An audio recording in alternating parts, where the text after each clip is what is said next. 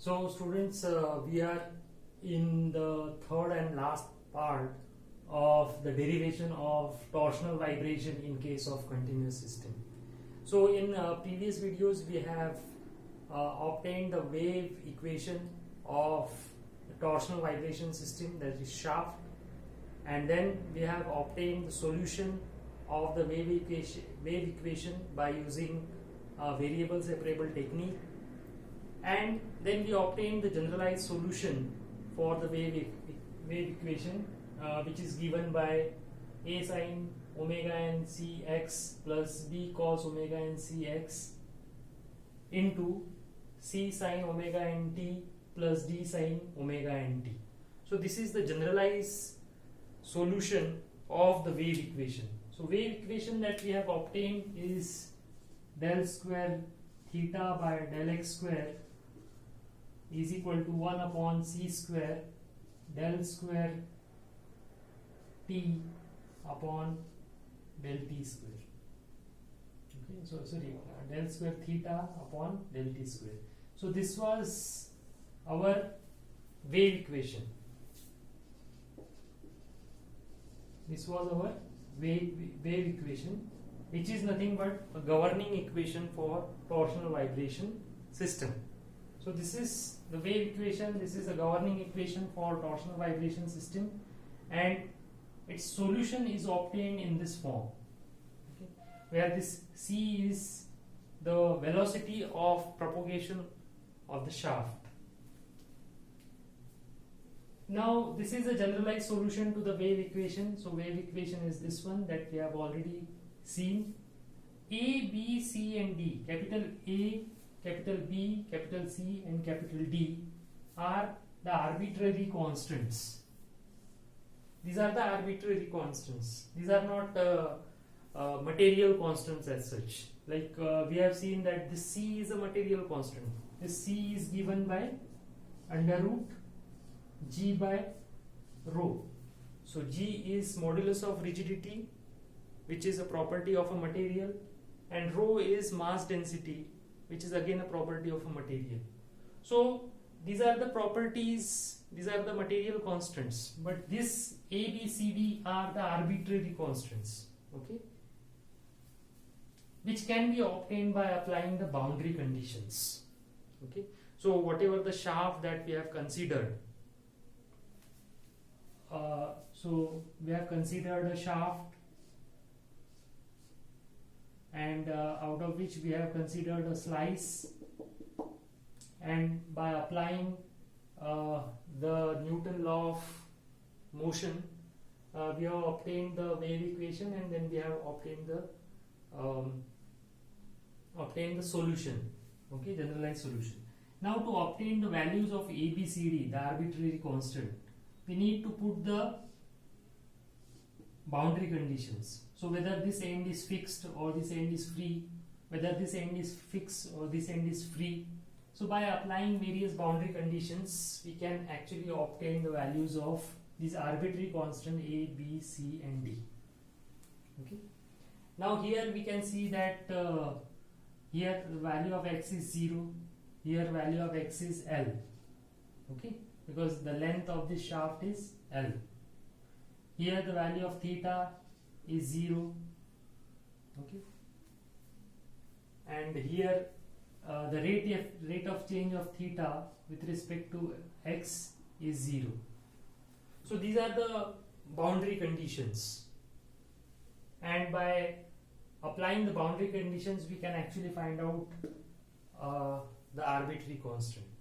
Now what are these boundary conditions? Now as I said, either we consider this end as fixed or this end as free, this end are fixed, this end is free. So there are three combinations. First is fixed free condition, means we consider this as fixed, this as free. Another combination can be fixed fixed, so both are fixed, and the third combination is free free condition. So this is free, this is free. So these are the three possible boundary conditions that we can think about for this shaft system. So we begin with the first condition, in which we consider as fixed free condition. So here in this system we are considering this as fixed and this as free. So this is free, this is fixed. So this is called fixed free condition. Here I have drawn the diagram of fixed free condition. So this is fixed, this end is fixed and this end is free. The total length of the shaft is L. We are starting measuring x from this end, so that is why the value of x is 0. Since this end is fixed, that means theta is 0. Here the value of x is L because this is the end of the shaft, and here del theta by del x is equal to 0. Why? Because del theta by del x is rate of change of theta with respect to x, and beyond this point there is no material. Here there is no material. So whenever we reach to the end of the shaft, in that case the rate of change of theta with respect to x becomes 0 because there is no material in front, and this del theta by del x is a relative value, and since there is no material in front, so rate of change of theta with respect to x becomes 0. So these are the boundary conditions for the fixed free. So here also you can see, so for fixed end condition, theta, value of theta at x equal to 0 is 0 because this end is completely fixed, and at the free end condition is del theta by del x, means rate of change of theta with respect to x is 0 when x is equal to L. So when we reach to the end of the shaft, so, and since there are no material in front of that point, that is why rate of change of theta with respect to x becomes 0. So this is called free end condition.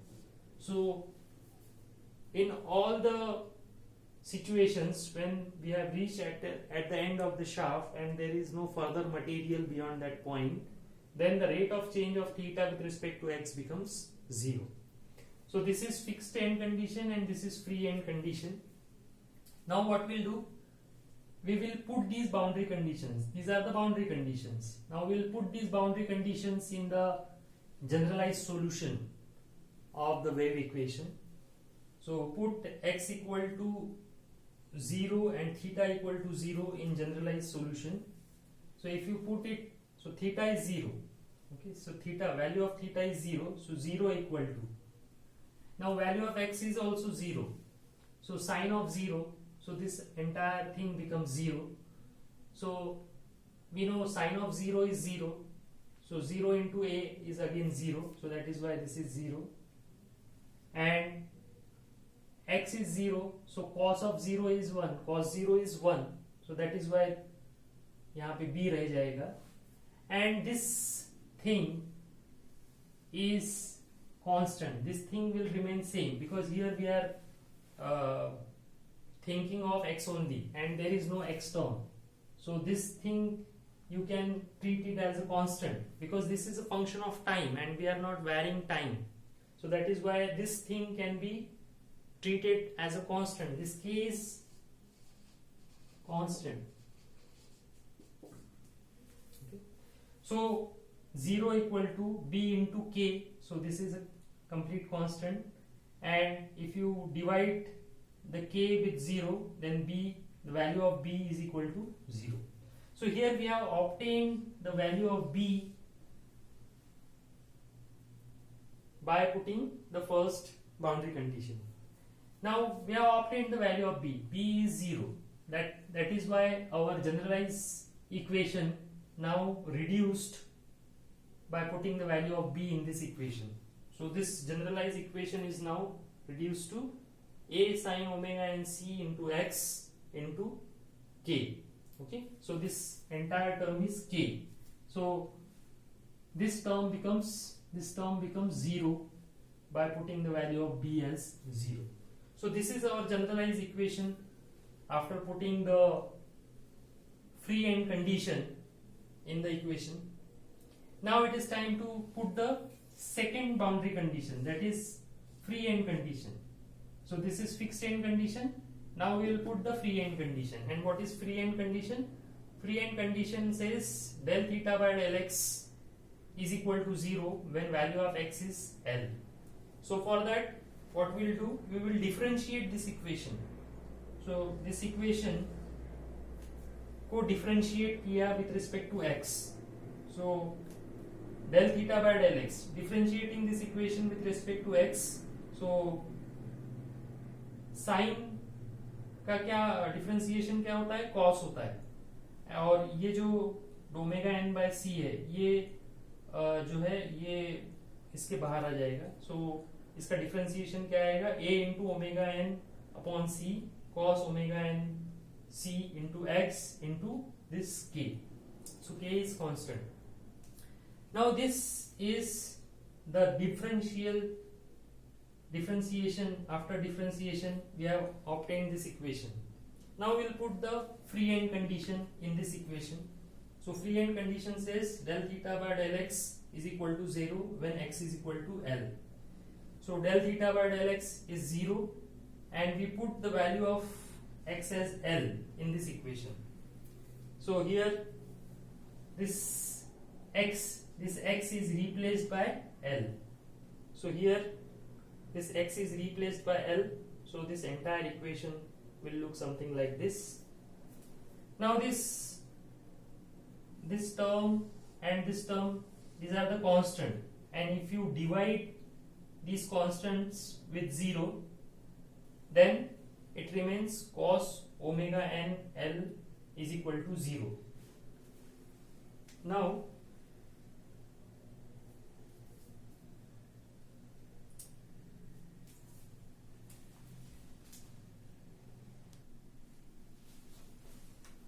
so here we have obtained cos omega L upon c is equal to 0, and if you take the cos inverse of 0, then omega n L upon c.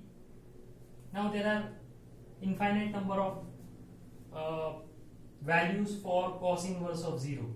Either it can be pi by 2 or 3 pi by 2 or 5 by 2 or 7 pi by 2, and there are infinite amount of values for this here. And if you take omega n on the left side and c and L on the other side, so first value is pi c by 2L, 3 pi c by 2L, 5 pi c by 2L, and infinite. So we know that in continuous system there are infinite amount of mass particles, and that is why the natural frequencies of continuous systems are infinite. Okay, and here we obtain the natural frequency of continuous system which are infinite values. Okay, so in generalized form this natural frequency equation is 2n minus 1. So this is 2n minus 1 pi c upon 2l, where value of n is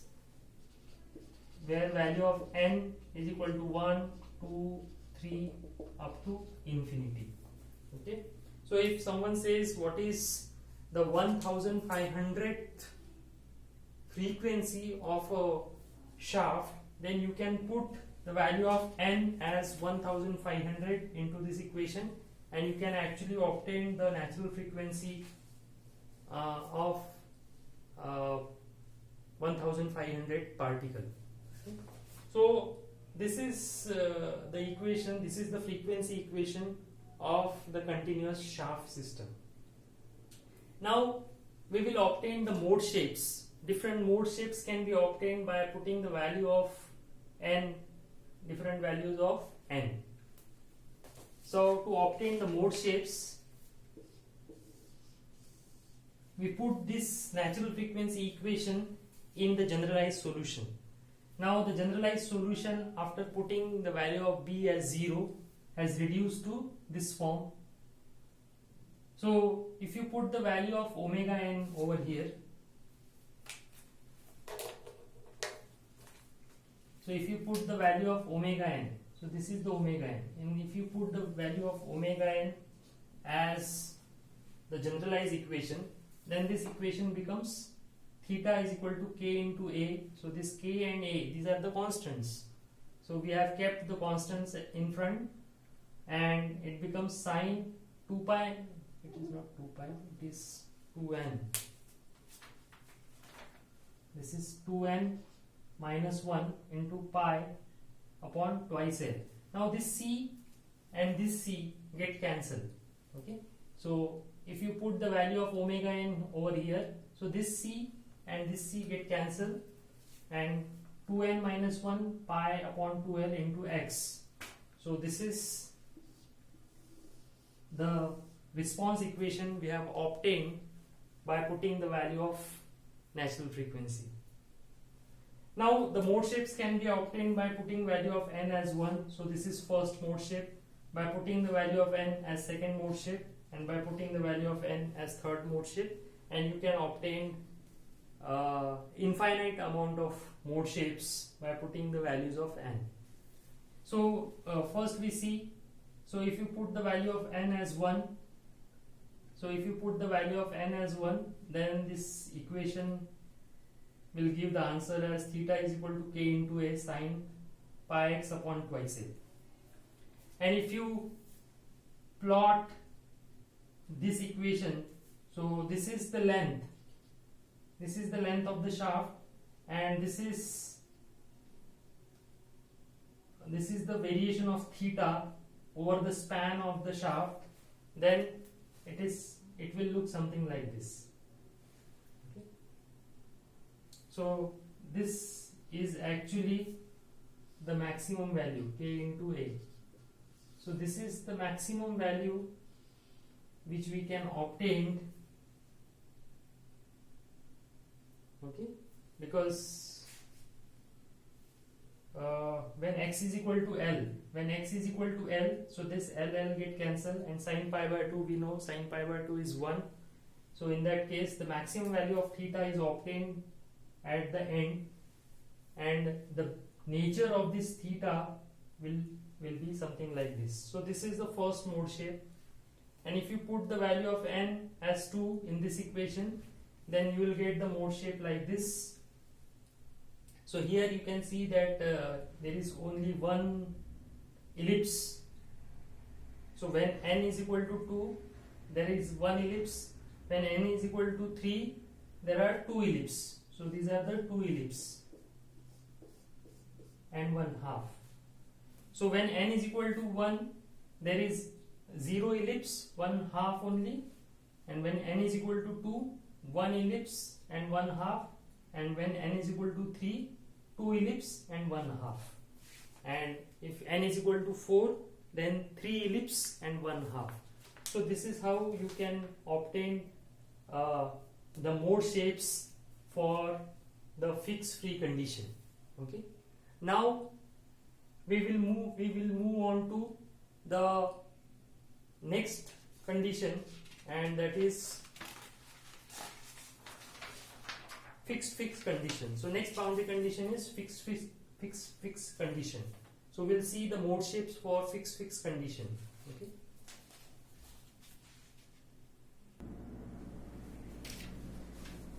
Now the second boundary condition that we consider is fixed condition.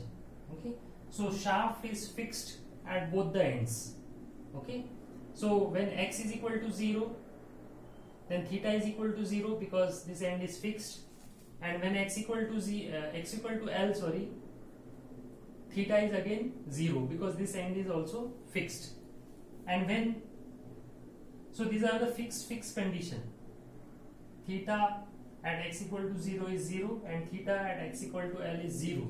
So when you put these boundary conditions into the generalized solution, then we obtain the generalized solution in this form: theta is equal to a into k sine n pi x upon L. And now by putting the values of n as 1, n as 2, n as 3, you will get the different mode shapes. Okay. So these are the mode shapes for the shaft fixed end. So here you can see that both ends are fixed. This end is fixed, this end is fixed. And when n is equal to 1, there is only one ellipse. When n is equal to 2, there are two ellipses. And when n is equal to 3, there are three ellipses. So this is the mode shapes for fixed condition. Similarly, free condition. So third boundary condition is free condition. Means del theta by del x at x is equal to 0 is 0 because this end is free, and del theta by del x at x is equal to L is also 0 because this is free condition and both ends are free. So these are the two boundary conditions that you need to put into the generalized solution. First you need to differentiate and then put these conditions. So you will get the mode shapes like this. Okay, so when n is equal to 1, so this is free, both ends are free. So the mode shape will look something like this, and this is the mode shape for n equal to 2. So I hope that you have understood the torsional vibration of the continuous system. Now in the examination, you will ask any one boundary condition to derive. Okay, so whenever the question comes that derive the mode shapes for fixed free condition, so in that case you have to limit your derivation for fixed free condition only. No need to write down fixed condition and free condition in that case. Okay, so depending upon the type of question or type of boundary condition that has asked in the examination, you need to draw the mode shapes accordingly. Okay, so thank you very much. Thanks for watching. Thank you.